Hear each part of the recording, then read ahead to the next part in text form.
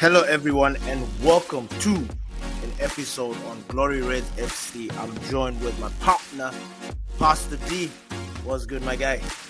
All is well, my guy. What's good? What's good? All is good. All is good, man. I'm excited. I'm excited. You know what it is. The Prem is Yeah, coming man. back. The Prem is Yeah, coming back. Life is about to make sense again. yeah, man. Back to that regular football. You know, Yes, back to the yes. weekend EPL. Um, Bro, I always get this sense of relief every time mm, after this long international break and just waiting for good exciting football. So when we yeah, reach these times, like I always get excited, yeah. because now if everybody has forgotten, it's time for them to get back into fantasy. Of Time course. for you to start looking at your teams and try to see how you can outbeat your other managers. But you know what? We're not going to talk about fantasy today. We're going to do a recap Hmm. on the international break and the standout performances from some of the players, man. Did you Yeah, manage to catch any of the games, my guy? yeah. I managed to watch a few, not all. International fixtures have always been, difficult on my end to keep up with because I don't usually have it like on lock, or saved on my calendar. Unlike the EPL, Champions League, etc. I'm more what you call this? How do I put it? I know more on what's going on there. You know what I mean? Than I am in the internationals. Like when the international break came around, I didn't even know what it was. I didn't know it was just international friendlies, qualifiers. I don't really follow international football like that, so Yeah, it's very yeah. hard to like really keep up and know. Okay, like this team is playing this, and what competition is it? Is it just a friendly? Is it a serious match or whatever? But yeah, man, interesting. What you call this? Interesting games during this international break. Yeah, We had a couple of our boys, obviously, who were playing for their national side, yeah. and yeah, let's just recap on how our boys fared, during this international break, and what does it mean, and what does it look like, going into this weekend's EPL match. So yeah, man. Yeah, you literally just took the words out of my mind, man. You Mm, literally just took over there. Yeah, so we are in the international break. Our players play. Sometimes the international break is a very weird period for a lot of fans because sometimes when our player performs very well and then comes back and doesn't perform as good as he does when he's on the national on when he's playing for his national team, it always yeah, gives us mixed emotions and stuff. So to some, the international break is sort of like a deserved break for, say, maybe some players just need to get their act right, because I mean we're yeah, gonna talk about our boy Rashi. I think he's broken his goalless hoodoo, yeah. and I mean, I, I don't want to jump on this and start saying, hey, Rashford is back. Nah, but it Rashi was is just good back. to see him, get back into his scoring boots. And the goal that he scored was Yeah, just one of those clinical, very Rashford esque. He brings you back to good times. yeah, But yeah, and we're gonna discuss and talk about some of our stand up performance performers. Damn. Yeah, we're gonna yeah. you know what I mean? But yeah, It's been a but I minute. want to talk about our Magnifico first, bro. All Let's right. start off with our skipper. Man, I don't know if Bruno, you caught Bruno, any of his Bruno. games, but as usual, the Magnifico just goes and does the business, man. Yeah, He provided 3 assists and a goal in 2 games. yeah, This is standard procedure for Bruno. This is a normal Tuesday for Bruno.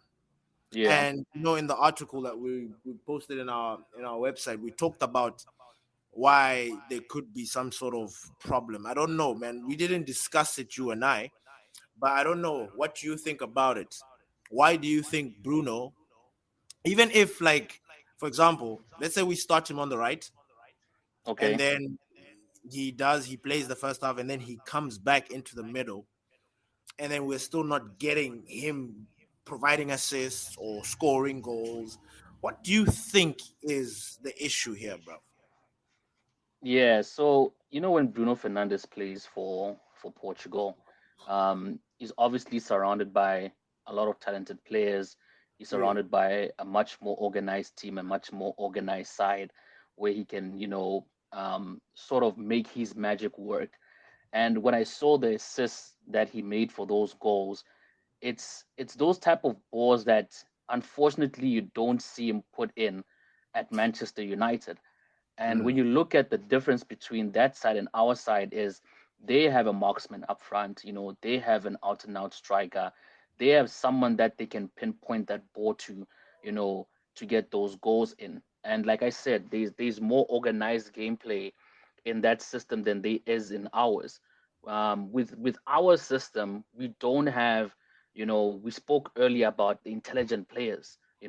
We don't have enough of that intelligence in our forward players, whether that's lack of intelligence, whether that's lack of experience, but they just don't get into those pocket of spaces that make passes accessible to them Mm, when the wingers are out and out up front or driving through the middle, in order to assist them to get those goals in.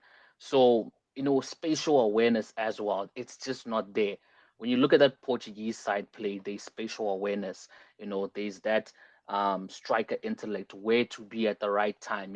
It's funny that I was watching the Statman Dave video the other day, and he was mm. dissecting that game against which game did we just come off the bat now that Scott McTominay Brentford. won? Brentford. We came off the Brentford game, and he was Yeah. talking about Scott McTominay's awareness in the ball, in the box. Sorry, and he breaks it down. He plays back the video and he breaks down and says, "Look at what he does." As opposed to our other strikers, they do not have that sixth sense to know that, okay, the winger is coming from this position. I need to attack the front post, or I need to be in this position. I need to be in that position because this is where the ball. He's anticipating where the ball can be played, and is also Mm, anticipating a good space to be in that the player can find and then execute. A goal scoring opportunity. And mm, when you're talking in that video, I'm like, he's actually making a lot of sense. And we've also agreed that Scott McTominay plays very well moving up forward. So I think with Bruno Fernandes, he just doesn't, and there's a lot of the players, not only him, in that mm, United side, they get into the final third and they just have lack of options.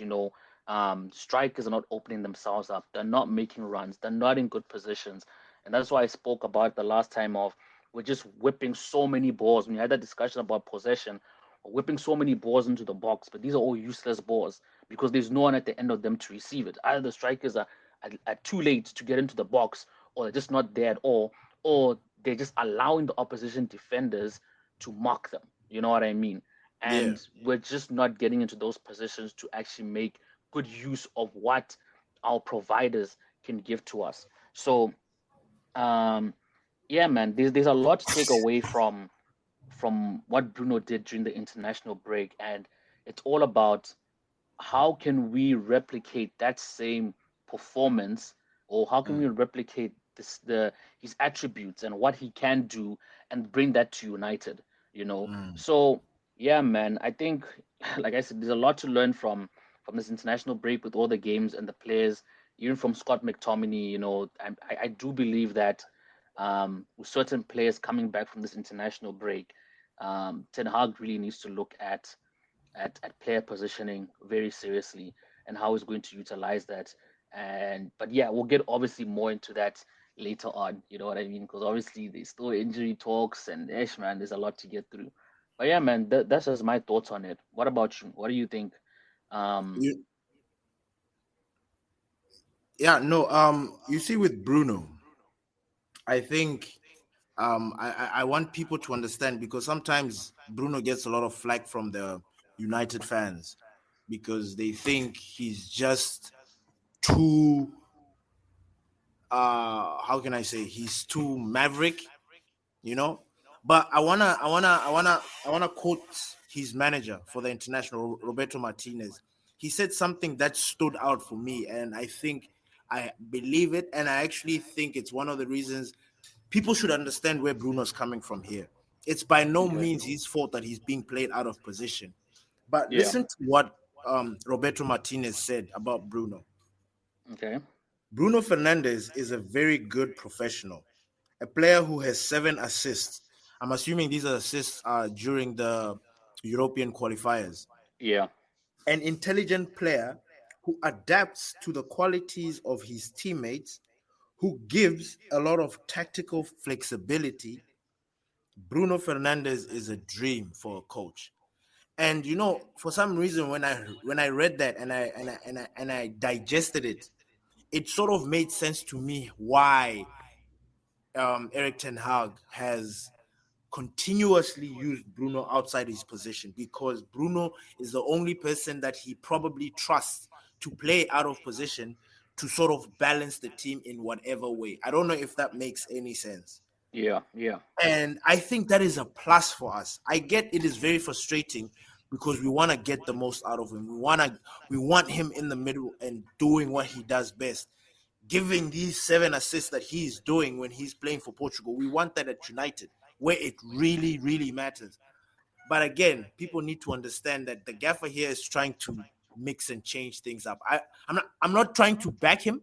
I'm not trying to say that, oh no, the manager is doing that. I'm just saying people need to understand when Bruno is being played out of position, he shouldn't get the flack that he's getting. I don't know if you've noticed when Yeah. people when Bruno doesn't have the kind of game that you expect him to have, everybody just goes down on him and starts saying, "Hey, Bruno's this. Hey, he's not a captain, and he's that. He's that." That.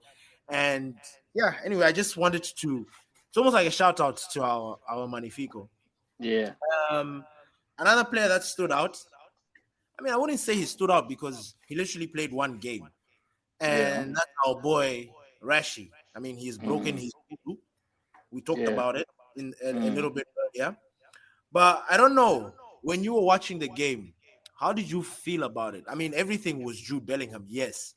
But the Yeah. way Rashford took the goal, do you want to, I don't know, do you think it's worth talking about saying that, listen, maybe he showed a glimpse of the Rashi that we want him to be? Or maybe we can go into the whole topic that you mentioned quite a lot of times about Rashi plays better when he plays with people that he trusts, because that game he was playing with his young big brother Jude Bellingham, and Yeah. Jude was pulling the strings and he looked comfortable. He looked like he trusted his players. You know, it was just free flowing. So do you think now that that was just it? Like, because it was in the international break, like we should forget seeing that at Old Trafford or when he's donning the United colors. Yeah. So when I watched the match, honestly, I just saw more of the same stuff that he does at United.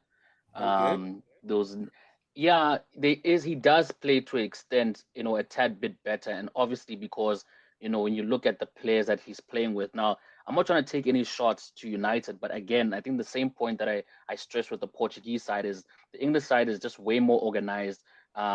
More players in that team are just more on form, and that's the thing because when you go into internationals, the manager and the coach has got a way bigger pool to work with as opposed to club football managers. So they're basically just picking out like all these individual players that are on form for their individual clubs, right? So Jude is on form for what's Real called Real Madrid. Madrid. Kane is on form for Bayern. Um, what's his name? Phil Foden is on form for City. You know what I mean? And then Rice, all Arsenal. of that. You know what I Mm, mean? Exactly. Rice, Arsenal, the list goes on. Collectively, you just have a collective set of players who are just on form and ready to do the business. So even if there is one player like Rashford who is not maybe as on form, but he's definitely going to rise to that. You know what I mean? And to that level of like play, and his off form won't really go what you call this noticed because everybody else is playing very well in that system. Whereas at United, um, not everyone is playing well. So when you as an individual are not playing well, it really stands out as opposed to for England. Again, he was doing a lot of the stuff that he still does at United. Just mm, recklessly taking shots. Look, I get mm, he's got a good shot. I get he's got a good eye for the target, but of late he just hasn't been clinical in that area, and I still saw more of that in that mm, game. mm. Apart from that goal, we still saw the same Rashford. mm, Strikers players are open for a pass. He's not making the pass. He's shooting for mm, goal.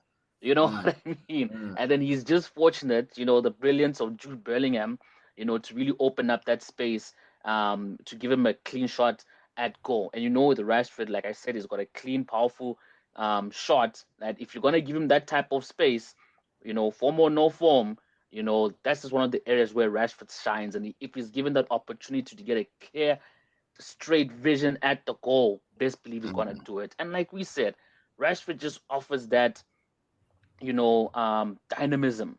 You know, um, whether he's on form, whether he's not on form, you can always trust on him to miraculously just pull out an assist or a goal. He has that in his bag. You know what I'm mm, saying?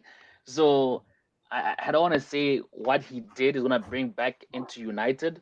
You know, mm, if anything, maybe that goal has boosted his confidence, and mm. hopefully, you know what I mean.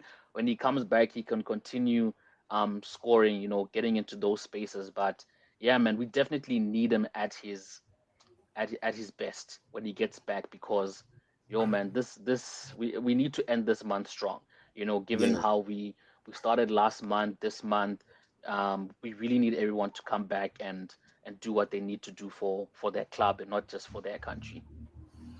I asked you that question on purpose, and I'm sorry to the listeners. I didn't want to burst a bubble if everybody was trying to get excited on Rashford. But I'm glad you gave the answer that you did, because I thought the same way. I feel Yeah, the same way. I mean, he did take his goal very brilliantly, but that's just like one chance in I don't know how many. exactly. And this is, man, it's an issue, bro. It's Yeah, an issue. Considering everything, him being on a 300,000 wage, all that stuff. He yeah, needs putting in more goals and assists than that. But I like also what you said when you said that this could be, maybe it could boost his confidence. It could, but yeah. like we're still going to be looking forward to him taking like one goal out of 10 chances. After those 10 chances, like some people are bold because they've already lost their head from pulling it, you know? So it's like, hey, but you know on the what, flip, man? yeah, yeah, yeah. I think Rashford right now should focus on being more of a team player Yeah. than trying to chase these goals. And look, I understand last season Ten Hag set out a target for him to go and achieve and say, look, Rashford, this season I want you to score X number of goals, whatever. Fine. That Yeah. was that. That was last season. This is this season. This season we have a striker. You know what I mean? Right Mm, now we're not playing well. He doesn't have to table and shoulder the responsibility on himself. He can literally just be a team player first. You know, and use his strengths and his attributes to help us stay ahead of the game, to help us go and get the goals. And by doing that, I do believe more opportunities will come his way for scoring. But if you're mm. just focused on score, I mean, look at what's his name, Kai Havertz. They literally had to Give wait him a for like penalty. you know what I mean. This is one match I was watching, man. I can't remember, someone had a clear shot at goal, and they're like, nah, let me give it to Kai Havertz, and it was there laid on a silver platter, and boy, just you know what I mean, exactly. Wait, God, and it's this thing of like, if you're just not scoring, you're just not scoring. Like, don't force it, then focus on other strengths that you have, and then eventually the goal will come back, and then you build on it. Mm, But this whole thing of I need to force the goal, it's almost like you feel like if you're not scoring, then you're not playing. You know what I mean? You're mm, not playing mm, to you're having a bad game. And remember we spoke about how pivotal Bruno was for us last season. Despite going numerous games without scoring goals, he was still integral to that team. He was still integral to the side, because he was doing other stuff to make the team tick, you know, and he mm, was contributing in that way besides the goals. And remember, he was coming off like a previous season where he was like top goal scorer, top assist, whatever, whatever. But he needed to understand his role moving forward to say, look, I can still be an asset for this team without scoring goals. And Rashford needs to sort of get that into his system as well. Yes, we know that he wants to score goals. We know that forward players like scoring goals. We know that's also a way that builds up the confidence, etc. But at this present time, everything else he's doing, apart from scoring goals, he's doing it very well. So even when he's getting into those positions and he decides to take a shot instead of making the pass, he should be making those passes because those passes will lead to goals. You know what I mean? And then eventually, even the opposition will start to pick on it and say, hey, maybe he's gonna make a pass. You understand what I mean? Because he's been doing that, and then he can fake, vase, cut in. You know what I mean, and take his chance. But he's just become so predictable now, and I don't even think a lot of defenses are so worried because they know that he's so desperate to get a goal. He's gonna do whatever it takes in any position, and that's why you find a lot of those other players open because they know that Rashford is not gonna make the pass to them. So Mm, yeah, man. nice, Pastor D. But on the flip side, we have a striker that is being a little bit consistent. I didn't manage to catch his game, but Rasmus Yeah, Højlund, our yeah, number 9, yeah, scored yeah, on national break. I didn't watch the game, but yeah. I also never caught it. just knowing that he scored is good. It feels good Yeah, because he's just come in. He yeah, is the one. He is literally the only one that's given leeway here. yeah, He's the only one that's allowed to be making mistakes and shooting over the bar and trying all sorts of things. He's the yeah, only one because we've liked the number 9 for years. We finally got one in a young boy, so we need to develop him. Like we bought him knowing that this is a development player. So we yeah. need to give him a chance to explore and do these things. And even these little drip trap goals, I'm happy because I think he's been sort of consistent, right? If you take into considering all competitions, like Yeah, he's averaging a goal every maybe 2 games, 2.5 games. yeah, Uh, so that's not bad for somebody who's starting. And again, if you look at the fact that we are still not gelling, we still have not reached we haven't even kicked off into second gear because of all the broken axles. Like there's a puncher. We've got so yeah. many punchers. The engine is bust. The radiator is overheating. Mm, Like we've got players that are just too fragile, injury prone, all those things. So until everything is sorted, I think we're going to see a lot of Rasmus Højlund, and then maybe your prophecy will come to light. The prophecy of him being at the level of of Haaland. You know what I mean? yeah, yeah, But it was really good to know that he scored, and we hope he continues. I mean, he looks fit. yeah, I was really concerned when we got him. By the way, when we bought him, and then we heard that he's got this back issue. I was like, ish. yeah, United are not very good with taking care of players, so I'm actually happy and I feel calm, sort of. yeah, He's, he looks fit and he's ready to go forward. yeah, Uh, I don't know if there's any other standout player that you want us to talk about. I know Dalot performed in the win as well. He had a decent game, yeah, just doing Dalot things. Lindelof's game obviously was abandoned because of the terrorist yeah. attack that happened there. Mm. I didn't watch that. Who else? Scotland. Yeah, Scotland. they Scott McTominay shined a little. He shined. This. Didn't he like score? Scotty. Did Scotty score? Oh no. No, I think I he. don't I think think. it. I think his goal was disallowed. Apparently, he scored a free kick or something. I don't know. I don't know. I don't Is know. it? But yeah, Okay. he just continued his. I don't want to say his 15-minute form, but he continued it. Like he's looking Yeah, sharp. So yeah. Now, the one thing I don't want to talk about, obviously, and it's something that has been plaguing our club this whole season since the beginning, is injuries.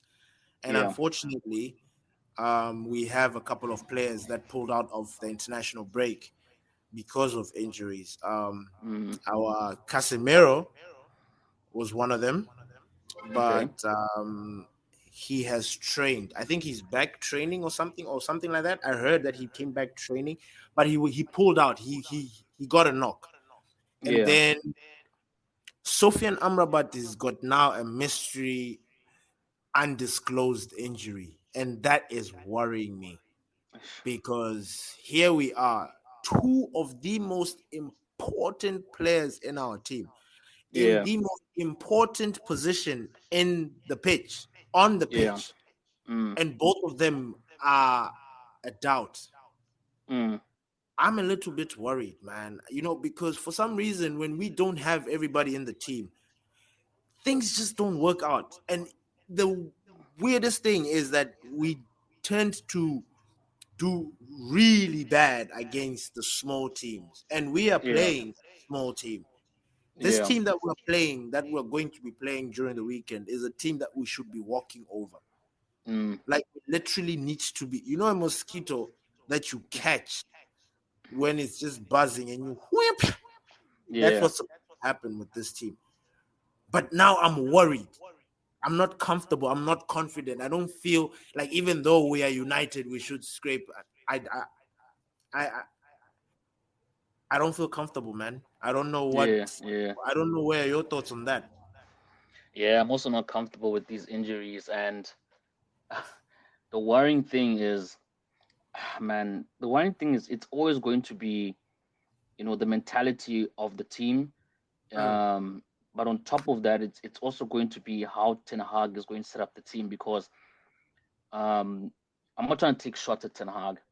yeah. And look, I don't know the position that he's in. I don't know what he sees in training, but I think, and obviously we have seen him do that to a certain extent, Mm, adapting the players to what he wants to do with the given options that he has. For yeah. example, moving Sofian Amber back to left back because we had no left backs, and he just figured he can play in that position, moving Lindelof to the wing as well, et cetera, et cetera. And, with more injuries coming, there's only so much of what we have available that can be shifted in those positions with the set what you call this formation that he has set up. So I think going into this weekend's fixture, assuming that the injury crisis remains the same before going into the international break, Mm. no player is ready prior to the international break to get out of what you call this who's no longer injured. Sorry, and then now looking at possible more injuries, I think he now needs to look at his setup and how he sets up the team. So going with that formation of his is 4-3-3, he may need to revisit that formation and adapt it to the players that he has available to play. Because I think the danger in trying to force players in a system that these players can't thrive in those positions is ultimately always just going to be to our demise. No, that's very, very true. Anyway, we will see. We hope that there should be some changes, like today, tomorrow, Friday. There could be a lot of changes in between then. Some players might make some miraculous recovery. And one thing that Mm, I noticed is that managers these days are sort of lying about the injuries. I don't know if they're lying or if they're giving misinformation, because I before the international break, like, this is just an yeah, example. Before the international break, for fantasy, remember we were talking about Arsenal players, and I told you, like, no, Arsenal have an injury crisis. I was like, Trossard is injured, Saliba was yeah, injured, and the Rice. I think they had played the Champions League game, and something was. And you look at the players, and everybody was just flagged, and it yeah, was like, whew. But for some reason during the weekend, I don't know if they played City the next week or the next game week or whatever, but the next game, all these players were back. Trossard, I'm not sure if Trossard was back or not, but he was there. And then it's like, whoa. So there's this thing that's going on. So maybe Sofian Amrabat is not as, his injury or whatever it is that's going on with him is not as bad as it sounds. And even Casemiro, they might they yeah. might but yeah, man. Another topic, we can just brush over it because we actually didn't talk about it together. Okay. It so Jim. Yeah, I had a feeling. I had a feeling that was the Yeah, man. topic in mind. Yeah, I just thought that we should close this one with a little bit of with the tete-a-tete about Yeah, the gym. yeah. So, Sir Jim, obviously, it went out there that the Qatarians dropped out. You know, Sir Jim is what you call this is to get a 25 stake in the club, and with that, he's going to be controlling the football side of things with his percentage of the club that he's going to buy, and then from the way I understand it, that the following years to come is going to be given the opportunity to slowly, you know, make a full purchase of the club. Whether that's going to be by himself or maybe some other interested parties will, have joint ownership of the club. But anyway, the story goes way, way, way, way, way deeper. But I think, and now obviously there's news about the deal getting delayed, and there's some sources saying that the deal might be off and whatever. But anyway, I think the most important thing right now is it's it's looking more and more likely that um, Sir Jim is going to assume responsibility of the club moving forward. You know, obviously there have been a little bit of some more recent rumors that Qataris may come back and make another final bid, but it just seems that they don't want to sell the club to them. So what does it mean for us as United fans? What does it mean? You know what I mean for the club, for the fans. In your solo episode, you mentioned that um, when it comes to Champions League, because he also owns Nice in France, that if Yeah, both that was qualify. So yeah. I think just to make a clarification on that, it's in an Please. instance where United finish fourth. If we finish anything higher than fourth, and Nice also um, finish in a top four spot, it's fine. You know what I Okay. mean? Both teams will be able to participate. It's only if United finish fourth, that's when it's a problem. That's when that would be an issue. So I don't know really. I don't know like the deets, but I think as the days pass and we get more information and whatever, I think we'll have another exclusive episode next week, and we'll break everything down as best as possible to let you guys know what Sir Jim's role is going to be, and what type of operations is going to be spearheading for the club. Um, there's obviously notable things that we want as the fans, to be done before anything else, and that's obviously number one, new facilities. Well, besides new facilities, just fixing some of the what you call this, fixing parts of the stadiums that are really really bad. Now, of course, I've never been to Old Trafford, but we've heard it in the news. I've heard it from the fans who have been there that there's a section Mm, of Old Trafford that's really messed up, and that when it rains, people get drenched mm. in the rain because there's a leakage in the ceiling and stuff like that, and so a lot needs to be done in that aspect. We need to get our club up to standards. you know and then afterwards, obviously, we need to look into facilities, better equipment, training grounds, upgrades, etc. And then from there, I think after that, we're gonna now look into the type of player. So I feel like we need to like refurbish the house before we can invite guests. You understand what I'm saying? That's or before we can, get some tenants into this house, which is obviously those tenants represent the players. You do Mm. not want to bring players into, a house that has got cracks and leaks, and that's not, you know what I mean? Because they're gonna walk into that house and they're gonna, not feel motivated to move in. Despite you saying this house is built on sacred ground, you know what I mean? They're not going to buy it. You know what I mean? So I think United just from that point just needs what you call this, a facelift. It needs working on, and I think once that is sorted out, I think we'll definitely be in a much better position to start attracting the players that we want at the club, and then everything else is gonna fall to follow through. And like we've mentioned, unfortunately, we're still in a development stage, and as much as we want that success to come fast, it's not going to come fast, you know. We just got Ten Hag last season. You understand what I mean? So, and we're only now starting to deal with this whole Glazer and the club ownership thing, and we actually have quite a number of players in that squad that are aging players. You know, by next season, like a lot of the players in the squad are gonna be in their 30s, and those are gonna be important players in important positions, which obviously we need to replace. And then obviously when those positions need to get replaced, those new players need to come in and also gel and fit into the Ten Hag system. You know, and that's not gonna happen overnight. So United still have a long way to go, but I think we just need to take it slowly, you know, and uh, s- deal with the things that are important first and foremost, and then everything else, will follow through. And I think that's just how this club gets back on its feet and really be on the road to recovery and getting back to where we once were, basically. Yeah.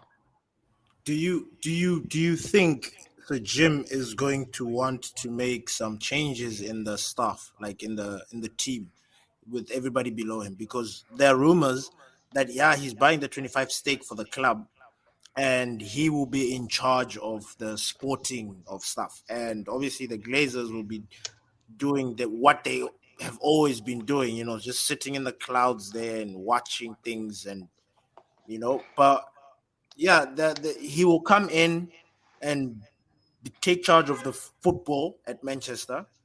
Do you Yeah. think he would want to change everything that's going there? Because you know what? I remember, and this is something that we actually forgot to talk about. Nah, we didn't forget. I didn't bring it up because I just thought it was bullshit, actually. Just to be blunt, I thought it was bullshit. This is prior, like, this is like maybe 3 months into this whole thing of um the Glazers want to sell, and then obviously they've identified the two candidates, into Jim and Sheikh Jassim. And then they Yeah. were going through that little battle that they were going through, the back and forth of where they've closed and then they're extending, and then hey, resubmit your proposals, blah blah blah. Then there was this one article I read, bruh. I'm so glad I'm not mad because I would have I felt like throwing my phone. Yeah. And the article said that the first order of business for Sir Jim when he gets Manchester United is to bring in Graham Potter. Gee, As what? gee, As what? bro, as what? For who? Oh, who asked for him? Like, bro, I read that and I'm like, nah, I'm not taking this. Like, this is Yeah. fake news. This is nonsense. This is Yeah. bullshit. I'm not entertaining it. I just saw the Yeah. headline. I didn't even want to read it. Yeah. Now, obviously, now Sir Jim is here. He's won. I mean, he hasn't won because they haven't announced. Okay. There's still a lot of that. He's just the one who looks like he's about to win, but he hasn't won it yet, Okay. and we don't even know what his role is actually going to be. They're just It's so weird. The club needs to come out and give us a full statement about what's going on. But anyway, Yeah. so he's going to take care of the football. And Yeah. now that when I don't know, like I just a thought came into my mind, like, what if this guy comes in and wants to change things and literally gets rid of Ten Hag because he's a foreigner? Graham is he's a local, is lekker guy. He's one of the mandem. Yeah. You know what I mean? So I was just thinking, like, do you think it's possible that Eric Ten Hag will lose his job? And like the whole system that is there. Like, do you think United are crazy enough to try and, like, say for example, win the right now we're at the point where everybody's just down. We're not happy with who the management, we're not happy that these guys are back. And Yeah. United are so famous of doing something just wild, like a record signing or just doing something that just makes everybody go, whoa. Now I don't know. I Yeah. can't help but think that. Do you think that these guys could be that crazy, like to let go of Eric Ten Hag? No. I think I think Jim knows better, you know. Yeah. And despite him being a local person and Ten Hag being a foreign manager, I think he knows better. I think he knows better than the Glazers what a quality manager looks like, and what a big club needs in order for it to succeed. I don't know his This dealings is at not Nice. taking shots at I Graham, right? don't know. Yeah, this is not taking shots at Graham, of course. I don't know about Nice. I don't follow French football league. I don't know what their status is in the French league and how he's been handling things there. I don't know what his role is at Nice. You know, so I would just advise, especially United fans, that go and do your due diligence and do apart from what you read on the media. Because remember, like we said, the media wants Yeah, you to hear what they want you to hear. You yeah, understand? So, and as far as I'm concerned, when this whole Sir Jim and the right, sorry, Sir Jim and the Sheikh Jazim thing started, they sort of villainized Sir Jim because with Sir Jim, he went for the option of not doing a full takeover. And yeah. because he did not, um, yeah, what you call it, put forward the option of doing a full takeover, he sort of became like villainized because um, we're looking for someone to come and eradicate the Glazers completely out of the club. So they sort of feel like because it's going to be, because the Glazers are still gonna be there and they're gonna be like working hand in hand. He's been sort of given this like villainous character, but that may not be the case, right? So Mm. my advice: go do your due diligence, see what type of a person he is, see what type of deals he's been doing and whatever. And I know you mentioned in your podcast that he's been trying to gain ownership of big clubs, and even though he's saying he's a Manchester United fan, but he's trying to purchase Chelsea and All the Barcelona clubs, and all the bruh. clubs there. But at the end of the day, um, not to say I'm backing him or I'm condoning what he's doing, but there's that saying where they say, um, what is this? What's that saying, man? It was in my head and then I just lost it. Like, it's not personal; it's just business. You know what I mean? Yeah, At the end of yeah. the day, Sir Jim is a businessman. You know what I mean? And if a big opportunity comes that makes sense on a business level, Mm. he'll be stupid not to take it. You understand? Regardless of his personal um, affinities. Because at that time, when Chelsea was up for sale, United was not up for sale. You get what I'm saying? And I'm pretty sure if you go and look at the business reports and whatever, you'll probably find that Chelsea is a very lucrative club. And he's like, I have the funds. Chelsea is a lucrative club. I love football. Yes, not Manchester United that I'm buying, but from a business point of view, this makes sense for my portfolio. Why not? You get what I'm Mm. saying? So Mm. I'm not going to out and out come and judge him, or villainize him because he hasn't come because he's been trying to get like acquire other clubs. You know, it's just that at that time they were available for sale. United wasn't. Now United is, and he's making his efforts to get United. You check what I'm saying? So I Yeah, think we just have to, like I said, do your due diligence, see what type of a business person he is, see how he's running Nice, see what his responsibilities there. I heard on Thursdays when everything's gonna go down, we're gonna get some sort of a report to news.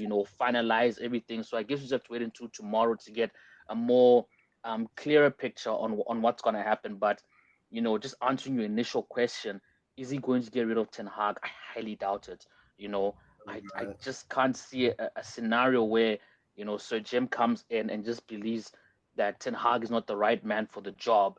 I can see the Glazers doing it because I know they Yeah, know nothing about football. You understand what yeah, I mean?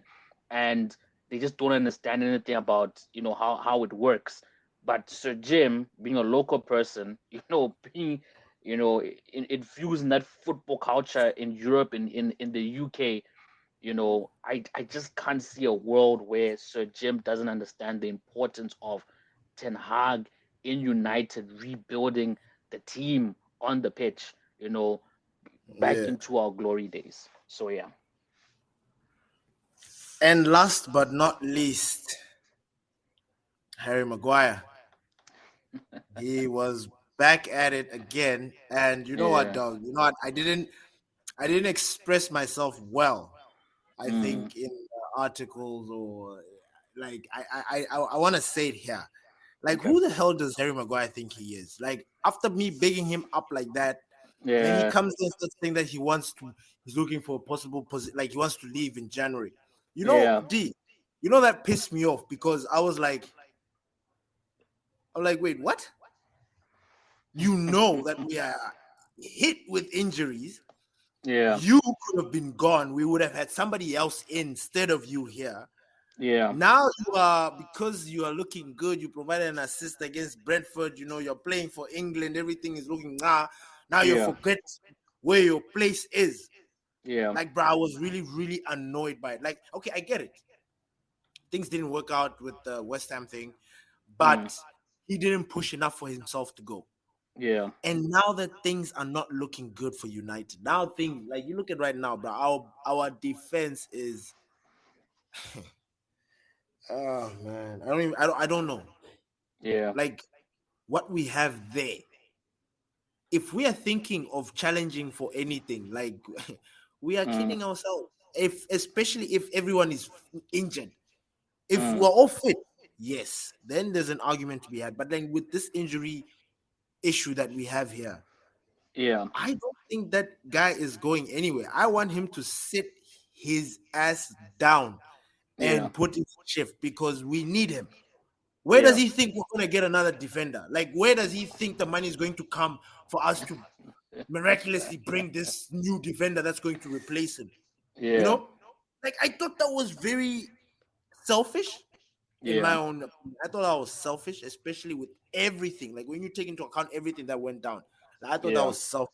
He was very inconsiderate about the fans because he could have been gone. We wanted him gone. He just decided to stick around. I was about to say something very nice there. He decided to stick around, and yeah, here we are. yeah, He has to put in a shift. I'm sorry. He has to come on when he's called on. When the manager needs him to play, he has to be on that pitch. This thing of yeah, January, what, and especially when he's still under contract, he can forget that thing. We need to sell him. We need to sell him next. When is his contract ending? By the way, just is I it think it'll next be year, next 2024? year. Yeah, it should be 2024. Yeah, But we shouldn't be extending nothing. We shouldn't be doing jack. yeah, Yeah, nah. yeah. It is No, what it is. so Harry Maguire, just to extend on it, and for those of y'all who missed it, this is what he said during the England press conference. Um, and I quote, "I am not going to sit here all my life and play once a month. If it carries on, I am sure myself and the club will sit down and have a chat about things. It has been tough. I want to play games. I want to feel important to the club and to the rest of the team. I haven't been playing nowhere near as much as I would like. I just have to make sure I am ready to take the opportunity when they come along." Now, Boo-hoo! Oh, poor me, Mary the th- Maguire. the thing with Seriously? this quote is, my guy, like, I'm pretty sure, like, it was clear as night and day when they stripped that captaincy armband off you. You hardly played last season. Ah, What made you think things were going to change or be or get any bro, different or become any different this season? What made you think that you're going to get near to this claimed amount of games that you wanted to play? And to make it worse, Johnny Evans signed a contract, my guy. You know, bro, when we're still trying to make a move for you out of the, didn't that tell you, like, and to make it worse, this season Johnny Evans was given leeway before you.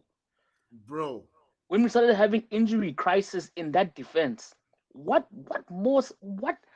signs did you need before going into this season that you're not going to be an important part to this club? Because he's mentioning here that I want to feel important to the club and to the rest of the team. get Like, out of here, man. I Like, get out of mean, here, man. I mean, Like, like, seriously, man, you know, when I heard him say that, I was just like, oh, my guy, like, is this only now when you're coming to the bruh. relay? This, It's that guy who is slow. You tell a funny joke and he doesn't yo, get it. yo, 5 minutes later, yo, this guy please, cackling in the corner. You're like, why are you cackling? yo, Like, oh, he yo, meant blah blah blah blah blah. And you're like, yeah, wow, please, bruh. wow, Like, what a wow. You are slow, so, yeah, yo. You are so late Like to the it's hitting party. you now. You know what I'm saying? Come on, that pissed me off. That pissed me I'm off, like, G. my guy, Like, how dare you? you had the opportunity. And look, we Ah, don't know again if they're just rumors or whatever. If you're playing tug and wars, saying no, I'll only leave if you compensate me for my whole contract. Blah, blah, blah. I don't know the nitty gritty around it, but you know what, man, fam? that is the truth. If from this They statement shouldn't. that he put out, if he strongly believed this from the jump, I don't think that would have been an issue for him to leave. Exactly. Exactly. Because when you come to this club within a year, you have enough money to set yourself up. You know what I mean? So, and he has been here for I don't know how many seasons now, probably 4 or 5 seasons already. My And guy, he you still have holds the record you of the have most bank. expensive defender. Exactly. You have bank for days. You don't. And look, obviously, I get it. By law, by contract, you need to be compensated there, whatever. But I'm pretty sure, because obviously there were articles that came out, from sources saying that, look, United offered him an amount. I'm pretty sure that amount, maybe it wasn't, United were taking a piss. fulfilling, but I do believe it was enough. You know what I mean? It was enough for you to just be like, all right, it's fine. Bounce, bruh. You be Dude, high. dude, Ah, ah. let me bag the 3 mil you wanna give me. It's all right. You know what I mean? I know you owe me six, but yeah, you know what? Imagine, fam, like Brat, yeah. three, You three, square me out. fam, Ah, 3, man, and 3 meters, and this guy just decides, nah, like, nah, I'm gonna stay put. You know what I mean? Because I believe I'm gonna somehow, fight for my somehow, position. despite Johnny Evans, it's fine. Nah, how somehow I still And believe I'm gonna get you into the side, and remember man, when he was like, "I'm still going to fight for my position," and we're like, yeah, "Dog, fight where? How? like, Like you are last. Like you're down there. yeah, The only thing for you is to bounce, my guy. Just yeah, bounce so that we can get your replacement and everything is nah. But you exactly, decide to stay and fight for your position. my guy, Cool. Fight for it. Now you're here. And now exactly, you see that things are not nah. Like now dude, West Ham like I'm seeing him looking at the table. I'm seeing him look at how we are performing as a club and be exactly. like, you know what? And now he West Ham wants to actually jump ship. he Yeah, wants to jump ship, yeah, bruh. yeah. Nah. Harry Maguire shouldn't play games with Yeah, us, bro. He yeah. shouldn't He play probably games. he probably thought that this season, things are gonna go swimmingly well. Yeah. He's like, last season we finished third, we won a trophy. We got You Amrabat, we see got that mentality of just Hoyland. You know what I yeah, mean? It's like, yeah, and yeah. everything's gonna be monak, and then bah, United at 10th, and it's like, wait a minute, fam, wait a minute. West Ham at 7th. Wait. I think And they are here, playing well. And you I know think the what I'm team saying? kept it. You know Like what I all these mean, things are flashing. dude. And it's like, Too it's late. too late. It's too late, Sit fam. Because your this, ass you know what I down. mean? Because it's gonna be so stupid. Because he's gonna come up with this, like he's really come up with this statement. Yeah, United Mhm. managed to pick things up, and then he's there saying, "Yeah, I want to fight for my move. I want to fight for my move." All of a sudden, United starts doing well. We're in championship position, and now, what now in January? What now? What now? What What now? now? You West see? Ham are Is now he still going bottom to push? 10. Is he still Hey, gonna push and say, yeah, no, West Ham were calling, So the safest thing for him to do was just to make that early jump, was just I to can tell you, leave. in that scenario, I can tell you what he'll be saying. Mm, Um, I'm not focusing on the future. I'm just focusing right now on Man of course, United and playing and giving of course, everything for the club. of course, of course, of course, of course. I'm not really thinking about the future right now. No, I'm just no, focused right now. I'm doing everything the manager asks me to do. yeah, Wherever he wants yeah, me to play, I will play. I'll I be just there, want some minutes. I just want to play football. I just dude. want to play football. I just want to Yes. play football. He's going to Yeah. cry. He's going to cry. I'm telling you now. He You made a know, I blunder. And the thing is, like, we're done. We're way past caring. That's the thing. yeah. He We're at did the a point Lingard. where it's like, you know what? At least with the other players, we feel some sort of remorse, and we feel a bit empathetic. With Maguire, it's just like, oh, okay. You know what I mean? So in other news, you know what I mean? Like, Yeah. it doesn't phase me. When I heard this, I was like, dude, like, really? sharp.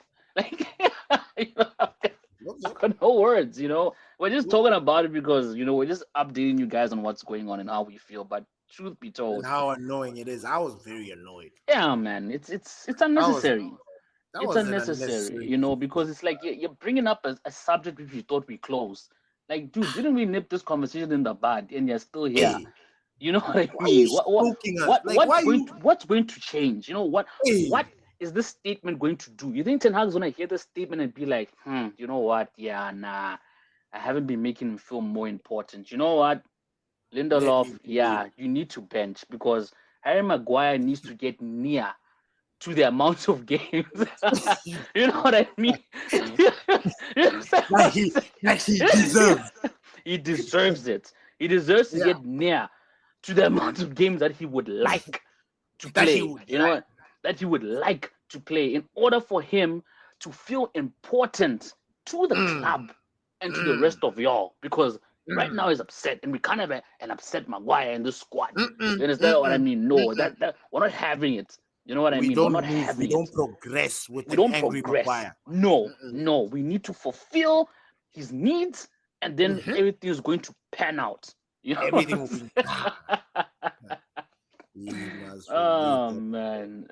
But man, yeah, Wow. man, that was a nice one, D. I think that Yeah, was a wrap. It's a wrap for today. I don't know if there's 100%. anything else you want to say to our people. Take it away. Nah, nothing else that I have to say on my end. I think that's it. Just wanted to catch you guys up. Obviously, we've had this international break. It's been long. We're finally back to EPL football. We're going to be facing Sheffield United. Next week, we're going to be in UCL again. Copenhagen is coming to Old Trafford. And then, of course, we're going to end the month with the United Derby. So be sure to Ooh. tune in because we're going to have a lot of content around these matches to come and a lot to say about what's going on. So yeah, I think that's basically it on my end. Any last words before we close this episode? Nah, brother, take it away. All right. So thank you once again for listening to this episode of the Glory Reds podcast. You can catch us on your favorite podcasting streaming platforms on Apple Podcasts, Google Podcasts, Zencaster, YouTube. Catch us everywhere, man. Jump onto our website, gloryredsfc.co.uk. You can find our latest articles there. We're being more consistent these days, so round of applause to us. We got you on lock. We got the stories, fam. We got the stories.